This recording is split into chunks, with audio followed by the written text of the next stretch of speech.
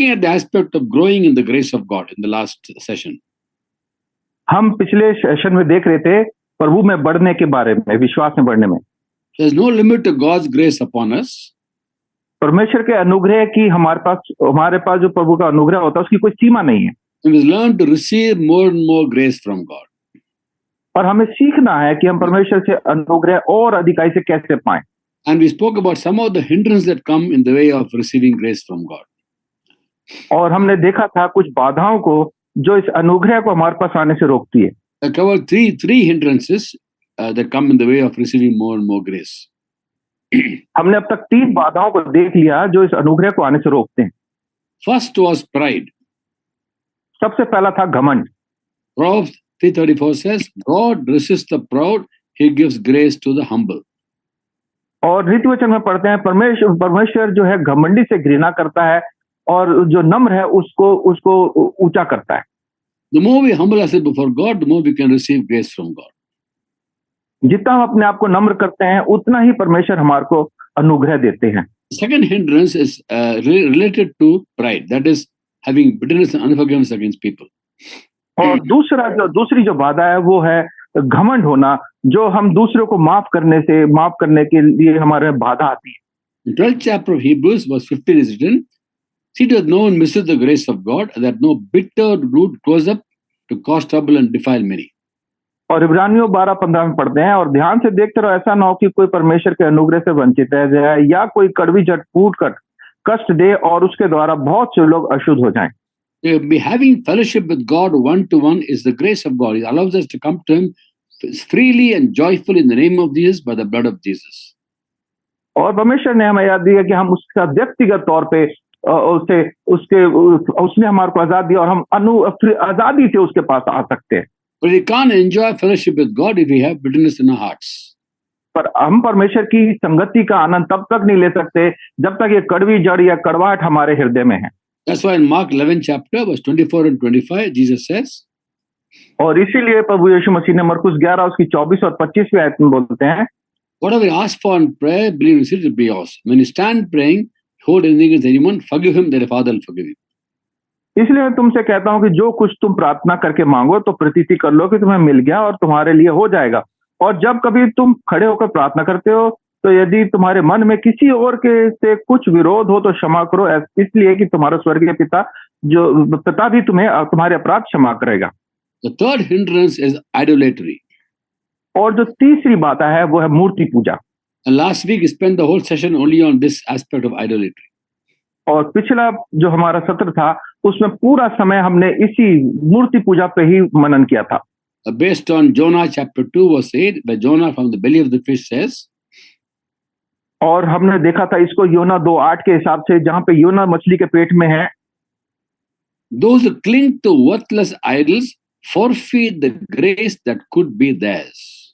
जो लोग धोखे की व्यर्थ वस्तु पर मन लगाते हैं वे अपने करुणा निधान को छोड़ देते हैं। And we spoke about how in New Testament idolatry is not just physical idols that we worship, some people worship, but it could be anything that takes the place of God. और हमने देखा था कि ये मूर्ति पूजा ऐसा नहीं है कि जैसे बहुत से लोग मूर्ति पूजा करते हैं, पर कोई भी चीज जो परमेश्वर की जगह ले ले वो ही मूर्ति बन जाती है हमारे जीवन में। In Colossians chapter 3 verse 5, Ephesians chapter 5 verse 5 both talk about how greed is amounting to idolatry.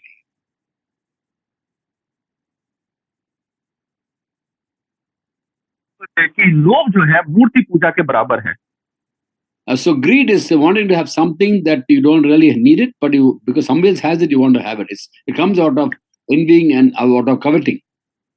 और ये जो लालच है, लोभ जो है, ये ऐसा नहीं कि ये हम किसी चीज की जब उसकी लालसा रखते हैं, कुछ पाने की इच्छा रखते हैं, तो स्वाभाविक रीति से हमारे अंदर आ जाता है। Today I'm going to speak about some more hindrances. The fourth one is laziness. आज हम जो है कुछ चौथी बाधा जो उस पर वर्णन करेंगे, वो चौथी बाधा है आलस्य। We don't think of laziness being a hindrance to receiving grace. और हम इसको समझते, इस बात को मानते ही नहीं है कि ये भी एक बाधा है हमारे को अनुग्रह आने के लिए। In 1 Corinthians 15 chapter verse 10, Paul writes, पहला कोरिन्थियों 15:10 में पौलुस लिखते हैं, by the grace of God I am what I am. And His grace to me was not without effect. तो वो कहता है परंतु मैं जो कुछ भी हूँ परमेश्वर के अनुग्रह से हूँ और उसका अनुग्रह जो मुझ पर हुआ वो व्यर्थ नहीं हुआ। No, I worked harder than all of them, yet not I, but the grace of God working within me. परंतु मैंने उन सब से बढ़कर परिश्रम भी किया तो भी वह मेरी ओर से नहीं हुआ परंतु परमेश्वर के अनुग्रह से जो मुझ पर था। What Paul is saying is, I received grace from God to be able to work hard to receive more grace from God. और पौलुस कहता है कि मैं परिश्रम करता हूँ ताकि परमेश्वर से और अनुग्रह पाऊं और ताकि और मेहनत करके और अनुग्रह परमेश्वर से मिल सके। Knowing the Lord is only because of His mercy and grace that He reveals Himself to us. और परमेश्वर को जब हम जानते हैं उसको जब जानते हैं तब उससे परमेश्वर हमारे पर और अनुग्रह हमें देता है। He reveals Himself to us through His word. His word reveals His nature.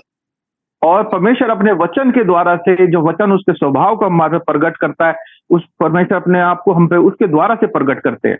And to receive the word of God, we have to work hard. और परमेश्वर का वचन प्राप्त करने के लिए उसके लिए हमारे को परिश्रम करना है। To receive God's word, we have to work hard. परमेश्वर का वचन स्वीकार करने के लिए हमें बहुत परिश्रम करना है। There's a point of time when the people are following Jesus because they've been fed bread and fish from 5 loaves and 2 fish. 5 loaves and 2 fish, He fed more than 5,000 people. और परमेश्वर ने 5 मछली 2 मछली 5 रोटी से 5,000 लोगों से ज्यादा लोगों को रोटी खाना खिला दिया। Thereafter, they're all following Him. और उसके बाद सब लोग प्रभु यीशु मसीह के पीछे चलने लगे। All the area they're following the hope of getting bread and fish because miraculously God provided. और वो सब इसलिए पीछे चलने लगे प्रभु यीशु मसीह के कि जो आश्चर्यक्रम देखा था कि उनको कैसे मुफ्त में रोटी खाने को मिल गई इसलिए उसके पीछे चलने लगे।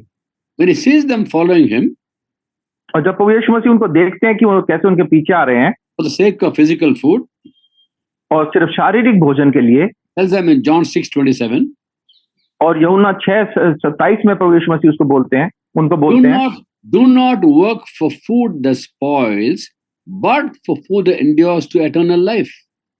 नाशवान भोजन के लिए परिश्रम ना करो परंतु उस भोजन के लिए जो अनंत जीवन तक ठहरता है।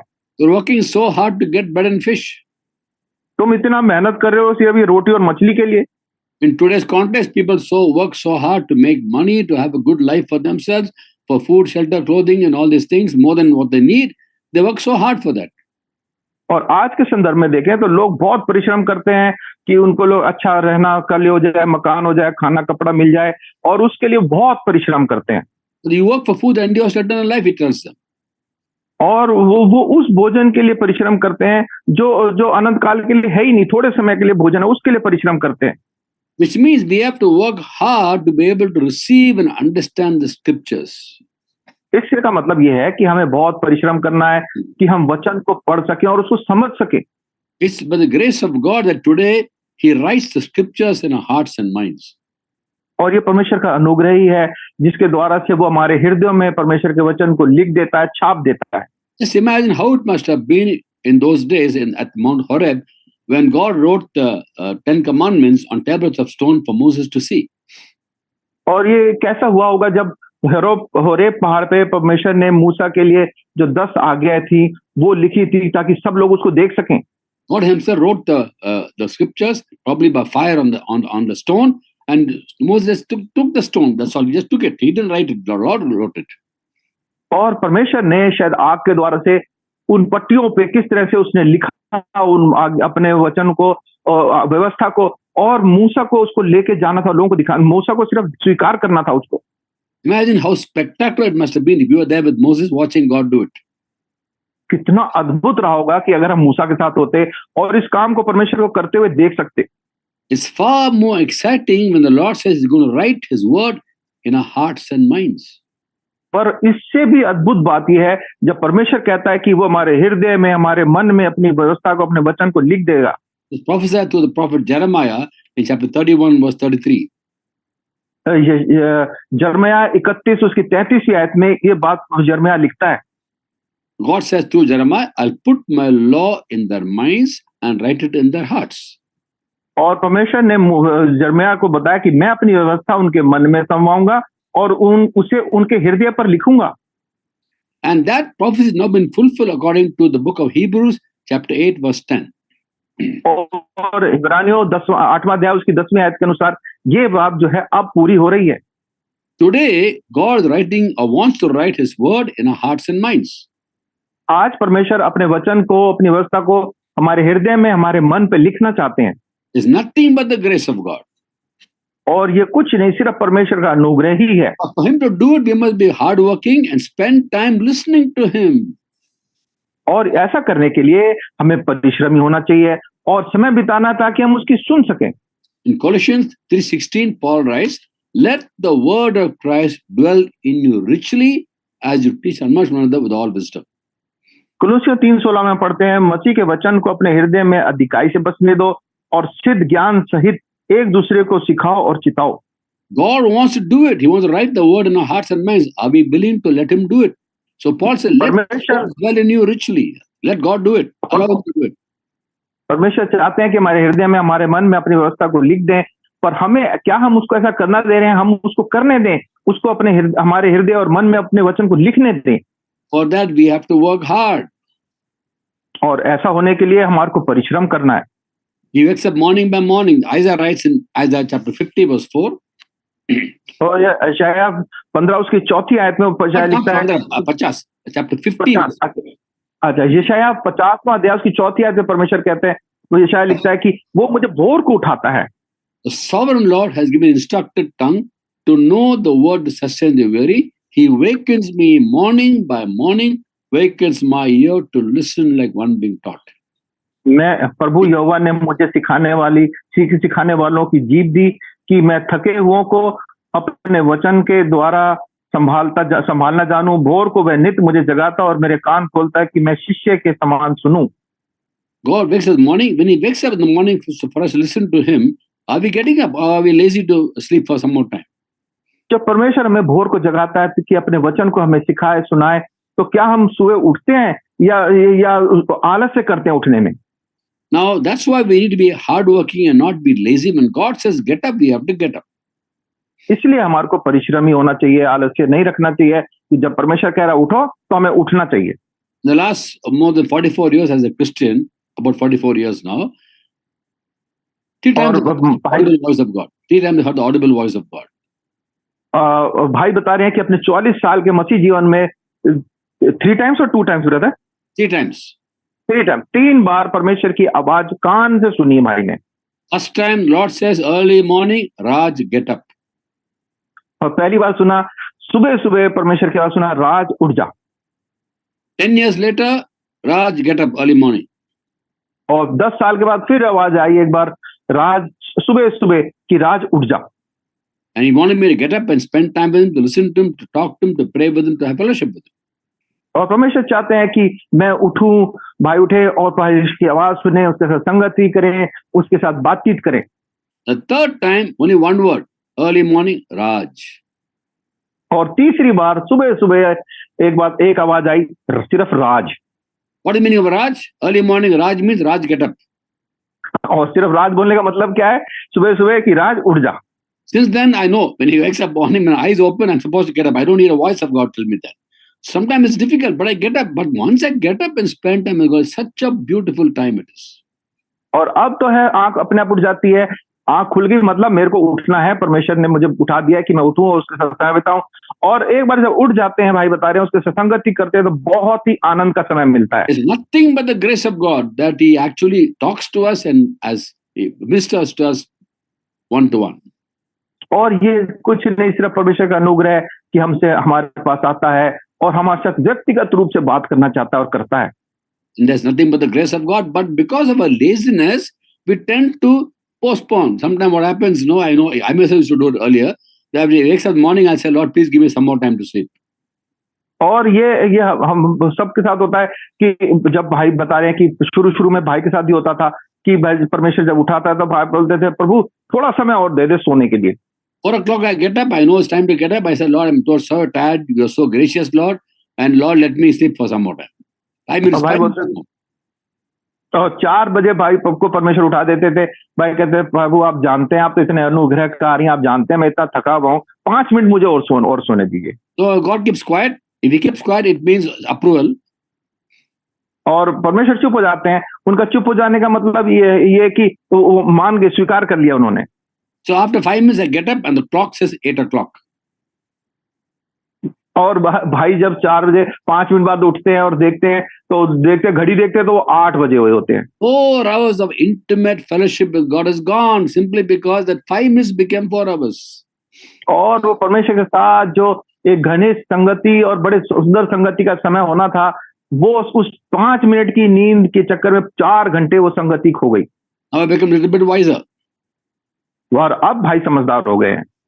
Little bit more wiser. Sometimes, I oversleep. But I know one thing. When I get up and he tells me to get up, he also tells me when to sleep. He says, go back to sleep. He told me something, go back to sleep. और भाई परमेश्वर के बता रहे हैं कि परमेश्वर कितना अनुग्रहकारी हैं कि वो जब सुबह उठाते हैं उसके साथ साथ ये भी बता देते हैं कि अब तू सो जा, तेरे को सोने का समय अब हो गया। Knowing God is through his word, and knowing his word is through hard work and receiving from God. It's no easy way.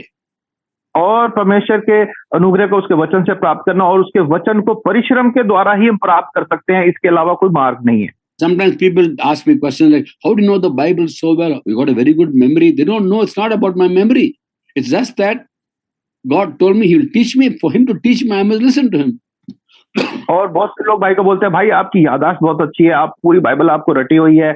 और ये ऐसा कुछ नहीं है, ये तो परमेश्वर सिखाता है। और जब परमेश्वर के साथ समय बिताते हैं, सुनने के लिए, सीखने के लिए बैठते हैं, परमेश्वर अपने आप सिखाते हैं। It's hard work. और ये परिश्रम का काम है, but enjoyable work. पर बड़े आनंद का काम है। And the Apostle Paul, after he became believer, he went to Arabia. He didn't go to Jerusalem with the apostles. और पौलुस जब मसीह बन गया तो वो अरेबिया को चला गया, वो यरूशलेम में नहीं गया बाकी चेलों के पास। Came back to Damascus. वापस दमिश्क को आया। After 3 years, he went to Jerusalem to meet the apostles. और उसके 3 साल बाद वो यरूशलेम को गया ताकि प्रेरितों के साथ मुलाकात कर सके। In Arabia, Lord must have ministered to him because the gospel preached was not something man made up. He received a revelation from Christ. और उसने अरेबिया में जाके जो है परमेश्वर संगति बिताई, क्योंकि जो उसने जो प्रचार किया वो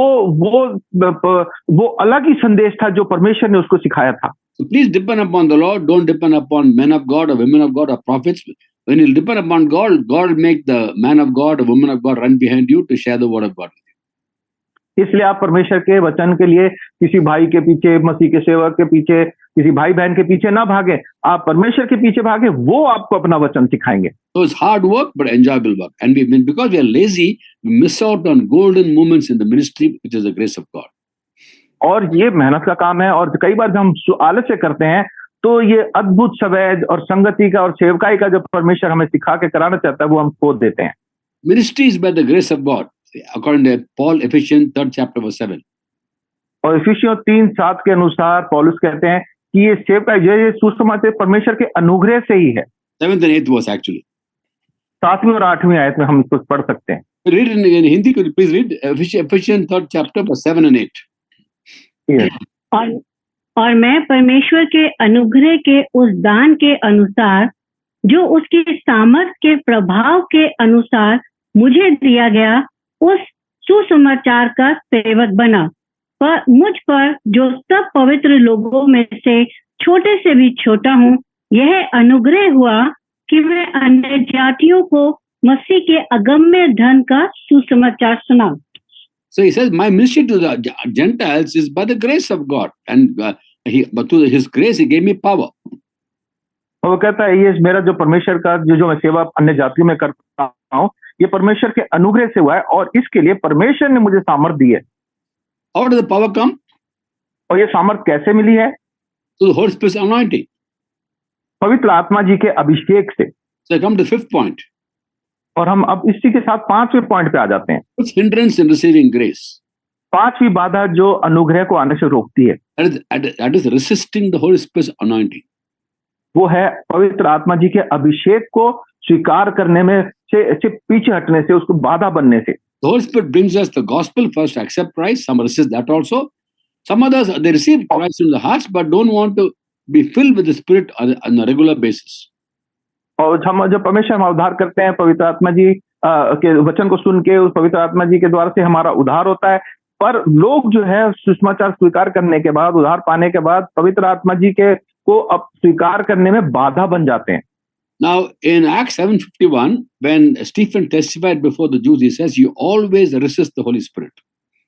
और प्रेरितों का काम 7:31 में वो पौलुस स्टेफनुस लिखते हैं कि तुम हर समय परमेश्वर की आत्मा को स्वीकार करने में उसमें बाधा बनते हो.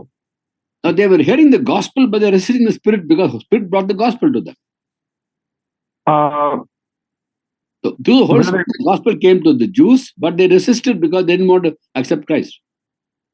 और सुसमाचार जो है यहूदियों के द्वारा से वचन परमेश्वर के उनके यहूदियों के पास पहुंचा, पर ये यहूदी लोग उसको स्वीकार नहीं करना चाहते थे. Many believers, after receiving the deposit of the Holy Spirit, don't want to be thirsty for more of the Spirit and receive power from God. और बहुत से लोग जो है सुसमाचार स्वीकार करने के बाद, उद्धार पाने के बाद, ये पवित्र आत्मा जी को स्वीकार नहीं करना चाहते और परमेश्वर के वचन के लिए उनके अंदर कोई भूख नहीं होती, उसके लिए प्यास नहीं होती. Peter, James, and John, along with 117 other believers, were all believers in Jesus. They had the Holy Spirit living inside them. और पतरस, यूहन्ना और जो 117 और जो लोग थे, उनमें पवित्र आत्मा जी उनके ऊपर आया था. No, actually they are accepted Christ. They're already believers, but they needed to be filled with the Spirit. और ये पहले उद्धार पा चुके लोग थे, पर इनको पवित्र आत्मा जी का से भरना बहुत जरूरी था. The Lord told them to wait in Jerusalem till the clothed power from on high. और प्रभु यीशु मसीह उनको बोला कि तुम यरूशलेम में रुके रहना जब तक कि तुम्हें पवित्र आत्मा का अभिषेक ऊपर से ना मिले. Acts 1:8 says, Jesus says, you will receive power. The Holy Spirit comes upon you, and you be my witnesses in Jerusalem, Judea, Samaria, and the uttermost parts of the earth. और प्रभु यीशु मसीह ने उनको बोला, तुम यहीं पे रुके रहना जब तक पवित्र आत्मा तुम पर जब पवित्र आत्मा तुम पर आएगा और तुम सामर्थ पाओगे और यरूशलेम और सारे यहूदिया, सामरिया में और पृथ्वी के छोर तक मेरे गवाह होगे. It's a continuous process of being anointed by the Holy Spirit. और पवित्र आत्मा जी से अभिषेक पाना ये एक लगातार प्रक्रिया है. It's not a one-time experience. ये ऐसा नहीं है कि एक बार का अनुभव हो गया. And the anointing is given for us to serve God effectively for ministry, and that's the grace of God. और ये पवित्र आत्मा जी जो हमारे को मिली है कि हम परमेश्वर के अनुग्रह से हमें मिलता है, उसमें बढ़े और उसकी सेवकाई को उसी के द्वारा से हम करें. Christian life can be lived only by the anointing of the Spirit. Otherwise, we are struggling with our own strength. और मसीह जीवन जो है पवित्र आत्मा जी की सामर्थ्य से ही हम कर सकते हैं, नहीं तो हम बड़े परिश्रम और बेकार के प्रयास करते रहेंगे, थक जाएंगे. So many Christians are trying to live a Christian life with their own strength, and therefore they find, it's so difficult to follow the Lord. But if you go by the Holy Spirit's power, you go along with Him and you enjoy this obedience to God. और बहुत से लोग कहते हैं कि मसीह जीवन बड़ा कठिन है. क्यों? क्योंकि वो अपनी सामर्थ्य से परिश्रम करते रहते हैं. पर जब हम परमेश्वर की आत्मा की सामर्थ्य से जाते हैं तो बड़ा आनंद का समय होता है, बड़ा खुशी के साथ हम सेवा कर सकते हैं. Imagine a person just bought a very powerful sports car, a Ferrari or a Porsche, or a very powerful sports car. मान लीजिए किसी व्यक्ति ने एक बहुत शक्तिशाली गाड़ी खरीदी है, स्पोर्ट्स वाली फरारी, या उसने पोर्श खरीद ली. And he can either go to office by driving the car or pushing the car. अब उसके ऊपर है कि अपने ऑफिस में या तो कार में बैठ के चला जाए या गाड़ी को धक्का मार के ले जाए. He can start the engine and go on the part of the car, or he can try to push the car, trying to show his own strength, but it failed. तो वो गाड़ी को स्टार्ट करके आराम से जा सकता है, या वो गाड़ी को धक्का मार के अपनी सामर्थ्य पर लगा के उसको ले जाने का प्रयास कर सकता है, पर ऐसा करेगा तो हारेगा ही हारेगा. Many Christians are struggling in the Christian life because they're depending upon their own strength. Why can't we depend upon the anointing of the Spirit to live a life that pleases God? और बहुत से मसीह लोग इसी परिश्रम में बहुत थक जाते हैं और निराश हो जाते हैं. क्यों नहीं हम पवित्र आत्मा जी के ऊपर निर्भर उसकी अभिषेक के लिए अभिषेक पाएं और उस पर निर्भर होकर सेवा करें. We're not thirsty for the Spirit because we are complacent with our salvation and we think that's enough. और हमें पवित्र आत्मा जी की भूख इसलिए नहीं होती क्योंकि हम उद्धार पाके संतुष्ट हो जाते हैं और सोचते हैं बस यही काफी है. Many Christians, after becoming believers, after becoming born again, बहुत से मसीह लोग उद्धार पाने के बाद, after being born again, जब उनका नया जन्म हो जाने के बाद, for the rest of their life they live in the memory of being born again. वो इसी यादाश्त में, उसी कि हम मेरा नया जन्म हो गया, उसी याद में पूरा समय निकाल देते हैं. 20 years back I accepted Jesus and I was so happy then. Now so many problems, brother, very difficult, and they get into a self-pity mode. और कहते 20 साल पहले भाई मेरा उद्धार हुआ था और अभी मैं बड़ी मुसीबतों में से जा रहा हूं, और वो अपने आप को दया का पात्र बना लेते हैं। Holy Spirit gives us wisdom and power to face every crisis, and we can reign in life through the Spirit of God. पवित्र आत्मा जी हमारे को सामर्थ्य देते हैं कि हम हर एक परेशानी, क्लेश में परेशानियों का सामना कर सकते हैं और हर चीज में सफल और उत्तीर्ण होके आ सकते हैं। Paul wrote to the Ephesians in chapter 1 of Ephesians, verse second part of 13 and 14, having believed, you marked him with the seal, the promised Holy Spirit, who's a deposit guaranteeing our inheritance. और इफिसियों पहला अध्याय उसकी 13वीं 14वीं आयत में हम देखते हैं, 13वीं आयत की आखिर में, कि जिस पर तुमने विश्वास किया, प्रतिज्ञा की हुए पवित्र आत्मा की छाप लगी And और that's उसके मोल लिया हुआ के छुटकारे के लिए हमारी मिरास का बयाना है। so every believer in Jesus has the Holy Spirit inside him or her.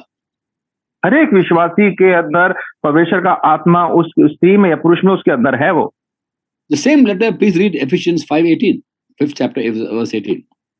और इफिसियों 5वां अध्याय उसकी 18वीं आयत भी पढ़ लेंगे। इफिसियों 5:18, Don't be drunk with wine, this is debauchery. Instead, be filled with the Holy Spirit. और दाखरस से मतवाले ना बनो, क्योंकि इससे लुचपन होता है, पर आत्मा से परिपूर्ण होते जाओ। Now, the same people had the Spirit in them because they are believers, but Paul exhorting them, be filled with the Spirit. Don't just be complacent with the deposit. और यही उद्धार पाए हुए लोग हैं, इनके अंदर पवित्र आत्मा इनके पास है, पर वो परमेश्वर के, पौलुस उनसे कह रहा है कि उसी में संतुष्ट मत हो, उससे परिपूर्ण हो जाओ, पवित्र आत्मा जी से परिपूर्ण होते चले जाओ। Take the Apostle Peter, for example, the second chapter of Acts, we read along with other people, he was filled with the Holy Spirit, second chapter of Acts. और प्रेरित काम दूसरे अध्याय में अगर हम देखते हैं, पतरस जो है बाकी लोगों के साथ साथ वो भी पवित्र आत्मा जी से भर गया But again, he was filled with the Spirit. और बार बार पवित्र आत्मा जी से भरता चला गया। For example, he was facing the Sanhedrin, and then it says in Acts 4:8, और प्रेरित काम 4:8 में हम पढ़ते हैं, जब वो जो सभा का सामना कर रहा था, Peter, filled with the Holy Spirit, spoke to Sanhedrin. तब पतरस ने पवित्र आत्मा से परिपूर्ण होकर उनसे कहा। And verse 12 says, he makes an amazing statement. Salvation is found in no one else, for there's no other name under heaven given to men by which you can be saved. और 12वीं आयत में वो एक अद्भुत बात बोलता है, और किसी के द्वारा उद्धार नहीं, क्योंकि स्वर्ग के नीचे मनुष्य में और कोई दूसरा नाम नहीं दिया गया जिसके द्वारा हम उद्धार पा सकें। The same man who earlier denied Jesus 3 times, and before the servant girl asked him, aren't you one of these? He said, I don't know that man. I don't know what you're talking about. और यही पतरस जो छोटी सी लड़की के सामने, जो नौकरानी थी, उसके सामने वो जिसे मना कर दिया, मैं नहीं जानता तू किसकी बात कर रही है, मैं नहीं पहचानता, बोल दिया था। Now he is before the Sanhedrin, the Jewish ruling council, is making an amazing statement. How filled with the Spirit. अब ये बड़ी सभा जो सारे बड़े बड़े इजराइल के जो धार्मिक अगुवे थे उनके सामने बोल रहा है, ये इतनी अद्भुत बात को बोल रहा है। Holy Spirit gives us wisdom, boldness, power, everything we need to be effective in our evangelism. And पवित्र आत्मा जी हमें ministry itself. और पवित्र आत्मा जी हमें हियाव देते हैं, सामर्थ देते हैं, ताकि हम जो है बड़े हियाव, बड़े सामर्थ के साथ उसके काम को कर सकते हैं, अपनी सेवकाई को कर सकते हैं। Who announces with the Holy Spirit? Not any man or not any church, but only Jesus Christ our Lord. और हमारे को पवित्र आत्मा जी से कौन अभिषेक करता है? कोई मनुष्य है या कोई और चीज नहीं, परमेश्वर खुद हमें अभिषेक करते हैं। Now we read in the Bible, second chapter of Acts, when they all came to Jerusalem, and when they all filled with the Spirit, Peter explains to the onlookers who had come from different parts of the empire. और फिर तो काम दूसरे अध्याय में देखते हैं कि जब वो सब पवित्र आत्मा से भर गए, तो बहुत सारे लोग जो दूसरी जगह से वहां पे आए हुए थे उस समय यरूशलेम में, Peter explains to them what's happening on that day, what happened on the day of Pentecost. और पतरस जो है खुद बता रहे हैं इस बात को कि उस पंतीकुस्त के दिन को क्या हुआ। Acts 2:33. फिर तो काम दूसरा अध्याय उसकी 33वीं आयत, Exalted to God's right hand, he received from the Father the promised Holy Spirit, whom he has poured out upon us. इस प्रकार परमेश्वर के दाहिने हाथ से सर्वोच्च पद पाकर और पिता के उस पवित्र आत्मा प्राप्त करके जिसकी प्रतिज्ञा दी गई थी, उसने यह उंडेल दिया जो हम देखते और सुनते हैं। Who has poured out? Lord Jesus Christ has poured out. और किसने उंडेला? पवित्र यीशु मसीह जी ने उंडेला। He's the one who baptized with the Holy Spirit. और ये वही है जो हमारे को पवित्र आत्मा जी से हमारे को बपतिस्मा दे देते हैं। Don't resist the Holy Spirit. Keep on being thirsty for the Spirit and hunger for the Word, and we'll have a effective Christian life. तो आप संतुष्ट ना हो जाएं अपने उद्धार से, पवित्र आत्मा जी पाके, आप पवित्र आत्मा जी से भरते चले जाएं, तब हमारी सेवकाई जो है प्रभावशाली तरीके से हम कर पाएंगे। Resisting anointing hinders grace because the anointing itself is by the grace of God only. और इस अभिषेक को अगर हम आप बाधा बनते हैं तो हम जो है उसके परमेश्वर के अनुग्रह को नहीं प्राप्त कर सकते, क्योंकि ये परमेश्वर का अनुग्रह ही है, पवित्र आत्मा जी के द्वारा से जो हम अनुग्रह को प्राप्त करते हैं। The sixth hindrance is not being gracious towards people. और छठी बाधा है कि जब हम दूसरे लोगों के साथ अनुग्रहकारी नहीं होते। As God showers grace upon us, we are called to be gracious towards people. जब परमेश्वर अपना अनुग्रह हमारे पे उंडेलते हैं तो हमारे को भी ये हमसे भी ये मांगा जाता है कि हम दूसरे लोगों के ऊपर हम भी अनुग्रह करें। Doing good to people whom we feel don't deserve it. ऐसे लोगों का भला करें जो जिनको हमें लगता है ये तो इसके लायक भी नहीं है। What is grace? ये अनुग्रह क्या है? What is the grace that comes from God? ये अनुग्रह वो है जो परमेश्वर की ओर से आता है। Receiving blessings from God which you don't deserve. ये आशीषें जो परमेश्वर से पाते हैं उसके तो हम लायक भी नहीं है। Receiving good from God which we don't deserve. That is grace. ये अनुग्रह क्या है? यही तो अनुग्रह है कि परमेश्वर से उस भली चीजों को प्राप्त करें जिसके हम लायक नहीं, हकदार भी नहीं है।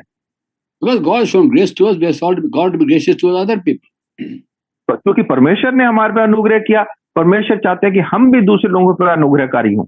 The contrast of giving, in fact, financial giving, we read in the book, in 2 Corinthians 9 chapter. और दूसरे कुरिन्थियों के 9वें अध्याय में ये जो देने वाली बात है इसको हम देखते हैं। 9 chapter verse 10. और उसकी 10वीं आयत में हम इस बात को पढ़ते हैं। You supply seed to the sower and bread for food will supply increase the store of seed. तो जो बीज बोने वाले को बीज और भोजन के लिए रोटी देता है, वह तुम्हें बीज देगा और उसे फलवंत करेगा और तुम्हारे धर्म के फलों को बढ़ाएगा। And the context here is financial giving. और यहाँ पे जो संदर्भ है वो है आर्थिक तरीके से देने वाली बात। Whatever God gives us financially, we share with people, He gives us more. और जो कुछ परमेश्वर हमें आर्थिक स्थिति से देते हैं और अगर हम लोगों के साथ बांटते हैं तो परमेश्वर हमारे को और देते हैं। We don't give to people just to get from God. We give because we love God. हम लोगों को इसलिए नहीं देते कि हम परमेश्वर से मिलेगा हमें कुछ, पर हम इसलिए करते हैं कि हम परमेश्वर से प्रेम करते हैं। We don't do business with God. हम परमेश्वर के साथ व्यापार नहीं करते। But we give because God says we give. The more, blessed more to give than to receive. और हम देते हैं क्योंकि परमेश्वर ने कहा तुम दो, देने से लेने से देना भला है, परमेश्वर ने बोला। The nature of God is whatever He gives us, when we share with people, He gives us more. और परमेश्वर का स्वभाव यही है कि जो कुछ हम उससे पाते हैं और हम उससे बांटते हैं तो परमेश्वर हमारे को और अधिकाई से देते हैं। That refers to everything God gives us. और ये बात परमेश्वर से जो कुछ हम प्राप्त करते हैं उस सब के लिए लागू होती है। He gives us money, we share money with people, He gives us more money. जब हमारे को परमेश्वर पैसा देता है, हम पैसा दूसरे लोगों के साथ बांटते हैं, परमेश्वर हमारे को और पैसा देते हैं। He reveals His word to us, we share the word with people, we know, we learn the word more and more. हम परमेश्वर के वचन हम परमेश्वर से प्राप्त करते हैं, उस वचन को हम दूसरे लोगों से बांटते हैं तो परमेश्वर हमारे को और अधिकाई से वचन देते हैं। He's gracious towards us, we are gracious towards people, we receive more grace from God. Very simple. हम परमेश्वर से अनुग्रह पाते हैं और हम दूसरे लोगों पर अनुग्रह करते हैं तो परमेश्वर हमारे को और अधिकाई से अनुग्रह देते हैं। We're going to be gracious towards people in word and deed. तो हमें लोगों पे अनुग्रहकारी होना है अपने कामों में और अपने बातों में। This is what Jesus did. यही प्रभु यीशु मसीह ने भी किया। He was gracious in His words. Luke 4:22. He spoke gracious words. लूका 4:22 में लिखा है प्रभु यीशु मसीह अनुग्रह के शब्द बोलते थे। His life was gracious towards people. और उनका जीवन जो था लोगों पे अनुग्रहकारी था। Very fascinating story about Zacchaeus sitting on top of a sycamore fig tree. और एक अद्भुत कहानी बाइबल में पढ़ते हैं जक्कई के बारे में, जो कि सकमोर के पेड़ के ऊपर बैठ गया था। And as he's walking, Zacchaeus is on the tree, Jesus looks at him and says, Zacchaeus, come down. I must come stay in your house. और जब प्रभु यीशु मसीह वहां से जा रहे थे तो उन्होंने आंख उठा के ऊपर देखा और कहा, जक्कई तू नीचे आ, आज मुझे तेरे घर आना है। The Lord never told him, I know all about your life. How many cheated people? Nothing he says. He says, I'm going to stay in your house. प्रभु ने ये नहीं कहा मैं जानता हूं तूने कितने लोगों को धोखा दिया है, कैसे कैसे तूने बदमाशी की, कुछ नहीं बोला, मैं तेरे घर जाना चाहता हूँ। Zacchaeus says, if I've cheated anyone, I give half a portion to poor and 4 times I'll give back. He's talking about his sin in front of everybody. और जक्कई सबके सामने अपने आप ही खुद ही बात बोलने लग रहा है कि मैं जिससे मैंने लिया है उसको 4 गुना वापस लौटा दूंगा। God has spoken about his sin. प्रभु ने उसके पाप के बारे में उसको कुछ भी नहीं बोला। Just one example. I'm giving so many examples like that. और ये तो एक उदाहरण है, ऐसे बहुत सारे उदाहरण हम दे सकते हैं। In word and deed, he was gracious. अपने बातों में, अपने कामों में प्रभु यीशु मसीह अनुग्रहकारी थे। You and me, in word and deed, we must be gracious towards people. और उसी तरह से आप और मुझे भी परमेश्वर के लिए लोगों के साथ हमारे को जो है अनुग्रहकारी होना अपने बातों में और अपने कामों में। Don't treat people as the way their sins deserve. As God has given their sins deserve. और हम लोगों के साथ वैसा बर्ताव ना करें जैसा वो उनके कामों के अनुसार उनका होना चाहिए, क्योंकि परमेश्वर ने हमें क्षमा किया, हम भी उनको क्षमा कर सकते हैं। Therefore, graciously forgive them, be nice to them, speak words of edification, and when you're gracious towards people, then we receive more grace from God. तो हम उन्हें क्षमा करें, उन पर अनुग्रह दिखाएं, और जब हम ऐसा करेंगे, उनको क्षमा करेंगे, तो परमेश्वर हमारे को और अनुग्रह देंगे। Very, very simple. बहुत सीधी सी बात है। One more example. In 1 Peter 3:9, 1 Peter 3:9, पहला पत्रस 3:9 में एक उदाहरण और देखते हैं। Peter writes, पत्रस लिखते हैं, don't repay evil with evil or insult with insult, but with a blessing. For this you called to inherit a blessing. 1 Peter 3:9. Brother, are you lost? No brother, but उसके विपरीत आशीष की दो, क्योंकि तुम आशीष के वारिस होने के लिए बुलाए गए हो। Now the question comes from a human perspective. People say, someone insults me, does evil to me, how can I bless him? पर कोई बोल सकता है कि भाई इस व्यक्ति ने मेरे साथ इतनी बुराई करी, मैं इसको कैसे आशीष दे सकता हूँ? Now, to bless people who do evil to you and insult you is graciousness, being gracious towards them, blessing them in spite of them being wrong to you.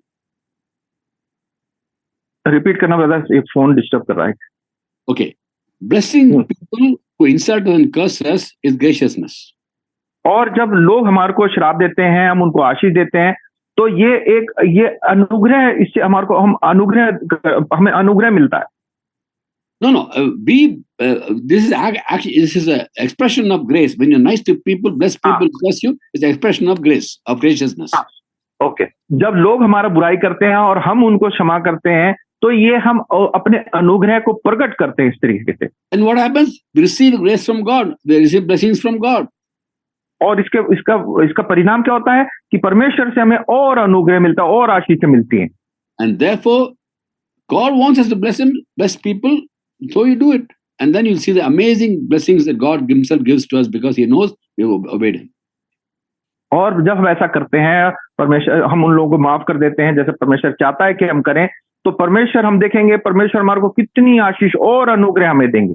6 amazing ways by which grace can increase in our lives and throwing away hindrances. 6 और हमने देखा, throw away, receive more grace from God. हाँ, तो हमने देखा कि 6 बाधाएं जो हम जिससे हम परमेश्वर की अनुग्रह को हम पा सकते हैं, और जब हम ऐसा करते हैं तो हम और आशीष पाते हैं। We see how the apostle Paul's life, all these 6 hindrances were removed, and therefore he could say very, very clearly, by the grace of God, I am what I am. और पौलुस ने ये सारी बाधाओं को अपने जीवन से हटाया, और इसलिए वो बड़े बाद में कह सका कि मैं जो कुछ हूँ परमेश्वर के अनुग्रह के द्वारा से हूँ। Writes to Timothy in 1 Timothy 1:14. और पहला तिमोथी 1:14 में वो लिखते हैं, Grace of our Lord Jesus Christ is poured out upon me abundantly along with the faith and love in Christ. और हमारे प्रभु का अनुग्रह उस विश्वास और प्रेम के साथ जो मसीह यीशु में है बहुतायत से हुआ। बहुतायत से हुआ, abundantly poured out grace upon me. That's what Paul is saying. हाँ, पौलुस कह रहा है ये बहुतायत से अनुग्रह हम पे प्रकट हुआ। The same way we can receive more and more grace from God as we put away every hindrance in receiving grace. God bless you all, and